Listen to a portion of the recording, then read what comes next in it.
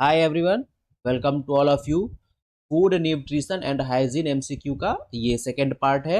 Start करते हैं। पहला question, causes of malnutrition. Causes of malnutrition in India. Bharat में कुपोषण का क्या कारण है? क्या क्या है? पॉवर्टी, गरीबी, एडल्ट्रेशन, मिलावट या हैबिट, आदतें। तो इनमें से सभी है। क्वेश्चन नंबर फर्स्ट का जो राइट आंसर होगा वो होगा ऑल ऑफ दी अबव, सभी।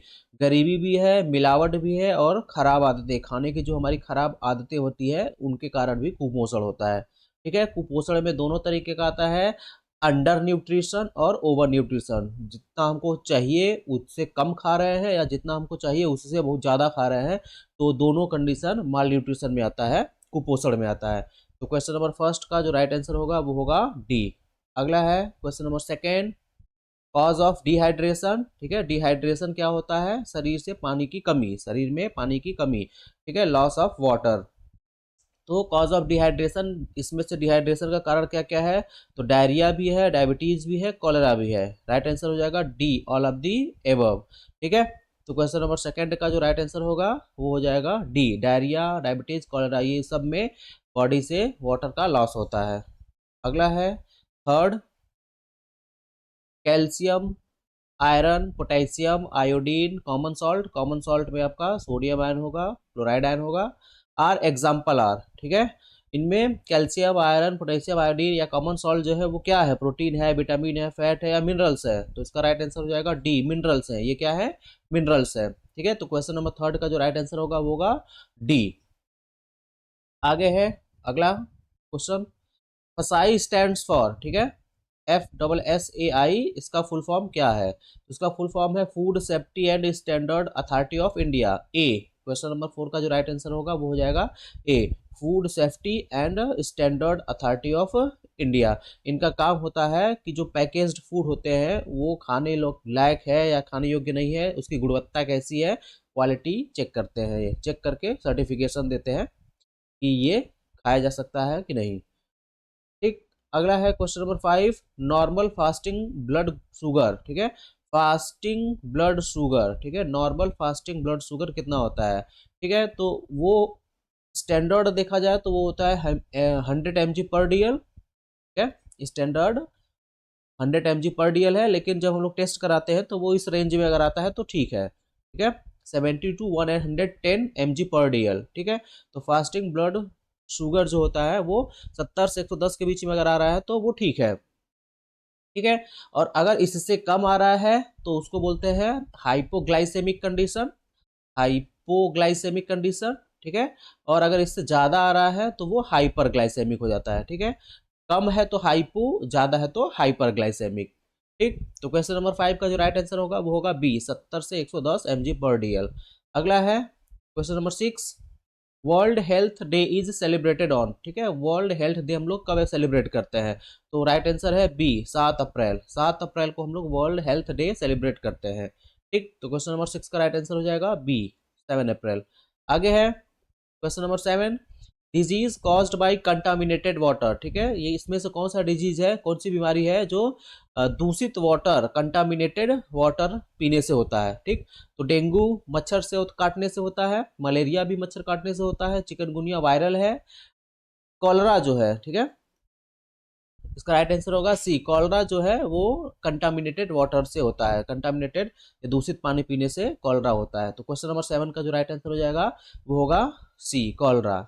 आगे है next, high blood pressure is symptom और। ठीक है, हाई ब्लड प्रेशर है तो वो किसका सिम्टम है? इसमें से लीवर डिसऑर्डर का है, लीवर में कोई प्रॉब्लम है या स्टमक में कोई अमाशय में कोई प्रॉब्लम है या हार्ट डिजीज है या इन्फेक्शन है कोई, तो हाई ब्लड प्रेशर जो है वो हार्ट डिजीज का सिम्टम है। ठीक है, तो क्वेश्चन नंबर एट जो है उसका राइट आंसर क्या होगा? C, high blood pressure is a symptom of heart disease.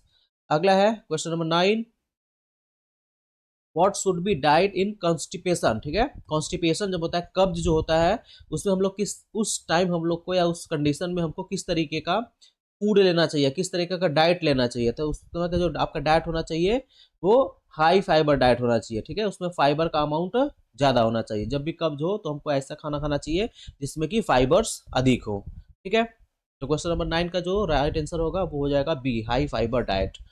अगला है question number 10, food should be cooked, ठीक है, खाने को हम लोग को पकाना चाहिए किसमें, in open vessel, in covered vessel, in small vessel, तो इसमें क्या बताना है, ये बी हो जाएगा, क्वेश्चन नंबर 10 का बी, कवर्ड वेसल, ठीक है, ढके हुए पात्र में या बर्तन में हम लोग को खाना पकाना चाहिए। तो क्वेश्चन नंबर 10 का जो राइट आंसर होगा वो होगा बी। आगे है question number 11, weaning should be started, ठीक है, वीनिंग जो होता है से जो बच्चा होता है शुरू में मदर का मिल्क पीता है, लेकिन धीरे धीरे हम लोग उसको क्या करते हैं 6 महीने के बाद, ठीक है, 6 महीने के बाद हम लोग बाहर से भी फूड देना, दाल का जूस या ऐसा देना हम लोग शुरू करते हैं, तो उसी को वीनिंग बोलते हैं। यानी कि जो बच्चा है उसका दूध जब हम लोग छुड़वाते हैं 6 महीने के बाद, तो उसी को वीनिंग बोला जाता है। तो ये कब होता है, तो आफ्टर 6 मंथ ऑफ बर्थ, ठीक है। तो वीनिंग शुड बी स्टार्टेड, यानी बच्चे का हम लोग दूध कब छुड़वाते हैं या बाहर से हम लोग कब देना शुरू करते हैं कोई फूड उसको, तो आफ्टर 6 मंथ। तो क्वेश्चन नंबर 11 का जो राइट आंसर होगा वो हो जाएगा B, weaning should be started after 6 month of birth. अगला है question number 12, a good source of sodium, ठीक है, सोडियम का अच्छा सोर्स क्या है, तो अभी हम लोग देखे हैं सॉल्ट खाइए, है ना, कॉमन सॉल्ट, वो सोडियम का अच्छा सोर्स है। क्वेश्चन नंबर 12 का राइट आंसर हो जाएगा बी, सोडियम का अच्छा सोर्स क्या है, तो कॉमन सॉल्ट है, ठीक। अगला है question number 13, energy is measured by, energy को हम लोग किसमें मेजर करते हैं, तो कैलोरीमीटर, एनर्जी को हम लोग किसमें मेजर करते हैं, तो कैलोरीमीटर से। थर्मामीटर से हम लोग टेम्परेचर मेजर करते हैं, थर्मामीटर से टेम्परेचर मेजर किया था, लैक्टोमीटर से मिल्क क्वालिटी, ठीक है, ठीक है, मिल्क दूध की गुणवत्ता जांचने के लिए हम लोग लैक्टोमीटर यूज करते हैं, एनर्जी ऊर्जा को नापने के लिए कैलोरीमीटर, और थर्मामीटर से हम लोग तापमान टेम्परेचर बॉडी टेम्परेचर मेजर करते हैं, ठीक है। तो क्वेश्चन नंबर 3 का जो राइट आंसर होगा वो होगा ए। अगला है question number 14, component of balance diet, ठीक है, संतुलित आहार जो होता है उसमें क्या क्या होना चाहिए, तो उसमें प्रोटीन भी होना चाहिए, कार्बोहाइड्रेट, फैट, विटामिन और मिनरल सब होना चाहिए। तो बैलेंस डाइट में ऑल ऑफ दी एबव सभी होना चाहिए, ठीक है। तो क्वेश्चन नंबर 14 का जो राइट आंसर है वो होगा डी, जो हमारा संतुलित आहार होगा बैलेंस डाइट, उसमें प्रोटीन भी होना चाहिए, कार्बोहाइड्रेट भी होना चाहिए, फैट भी होना चाहिए, विटामिन भी होना चाहिए और मिनरल्स भी होना चाहिए, ठीक है। अगला है question number 15, full form, full name of WHO, ठीक है, WHO का फुल नेम बताना है, तो ये है वर्ल्ड हेल्थ ऑर्गेनाइजेशन, ठीक है, world health organization B, WHO का जो फुल फॉर्म है वो है वर्ल्ड हेल्थ ऑर्गेनाइजेशन, ठीक है। क्वेश्चन नंबर 15 का राइट आंसर क्या हो जाएगा बी। अगला है rancidity, question number 16, rancidity of fat is, ठीक है, रेंसिडिटी ऑफ फैट, इसमें क्या होता है, जो फैट होता है, जो तैली चीजें होती है जिसमें तेल होते हैं या फैट्स होते हैं वो खराब हो जाती है, उनसे खराब का स्मेल भी अलग हो जाता है, बदल जाता है, और वो खाने लायक भी नहीं रहती है, ठीक है, उसी को बोलते हैं रेंसिडिटी, उसी को क्या बोला जाता है, रेंसिडिटी। और ये क्यों होता है, तो due to aerial oxidation of fat, ठीक है। तो क्वेश्चन नंबर 16 का जो राइट आंसर हो जाएगा वो क्या होगा, oxidation of fat, oxidation of fat से रेंसिडिटी होती है, रेंसिडिटी का मतलब होता है जो फैट है वो खराब हो जाता है, ठीक है। इसका हो जाएगा बी, क्वेश्चन नंबर 16 का राइट आंसर हो जाएगा बी। आगे है question number 17, deficiency of niacin causes, niacin के डेफिशिएंसी से क्या होता है, कौन सी बीमारी होती है, तो पेलाग्रा होता है, ठीक है। क्वेश्चन नंबर 17 का जो राइट आंसर होगा वो होगा B, pellagra. Scurvy vitamin C के डिफिशियंसी से होती है, ठीक है, विटामिन सी जो होता है वो सिट्रस, नींबू के जो परिवार के जो फल होते हैं, नींबू हो गया, मौसमी हो गया, संतरा, उनमें मिलता है, तो वो हो जाएगा, आंवला में भी मिलता है, तो विटामिन सी हो गया। से स्कर्वी होता है, डेंगू वायरल डिजीज है, डेंगू वायरल डिजीज है, मच्छर काटने से होता है, फीमेल क्यूलेक्स के काटने से होता है डेंगू। और नाइट ब्लाइंडनेस जो होता है, रतौंधी जिसको हम लोग बोलते हैं, ये विटामिन ए के डेफिशिएंसी से होता है, ठीक है, विटामिन ए के डेफिशिएंसी होता है, जितने पीले फल होते हैं जैसे मैंगो हो गया, गाजर हो गया, पपीता हो गया, उसमें विटामिन ए मिलता है, ठीक है। तो क्वेश्चन नंबर 17 का जो राइट आंसर होगा वो होगा बी।